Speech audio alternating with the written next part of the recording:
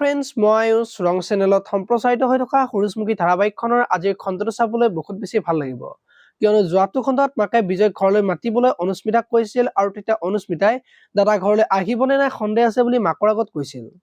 আৰু সি নাহিলে ময়ো মুম্বাইলৈ যাম, কেতিয়াও আৰু দেখা নাপাব বুলি কোৱাত অনুস্মিতাই মই দাদাক কম, সি আহিবই লাগিব বুলি মাকক কৈছিল। আৰু তুমি কলৈ যোৱা বুলি মাকক সুধিছিল আৰু তেতিয়া মাকে মোৰ অলপ আধৰুৱা কাম আছে, তাকে সম্পূৰ্ণ কৰিবলৈ যাওঁ বুলি অনুস্মিতাক কোৱা দেখিবলৈ পাইছিল। আজিৰ খণ্ডটোত শুনে অংশুৰ বাৰ্থডেৰ কাৰণে অনুস্মিতাক মাতি পঠিয়াইছিল আৰু অংশুই গম নোপোৱাকৈ শুনে অংশু আৰু অনুস্মিতাক একে লগ কৰি দি মনৰ কথা পাতিবলৈ কব। আৰু তেতিয়া অংশুৱে অনুস্মিতাক মই যে তোমাক কিবা ভবাৰ কথা কৈছিলো ভাবিলে নে বুলি সুধিব। আৰু তেতিয়া অনুস্মিতাই অংশুৰ ওচৰত থাকিবলৈ অশান্তি পাব। এতিয়া বৰ অনুস্মিতাই কি কৰিব দেখিবলৈ পাব আজিৰ খণ্ডটোত। ইফালে আকৌ শুনে আজি ৰত্নৰ আগত অংশু আৰু অনুস্মিতাই যে একেলগে বহি কথা পাতি আছিল সেই কথাটো কব, আৰু সেইখিনি সময়তে অংশু আহিব। এতিয়া বৰ অংশুৱে কি কব।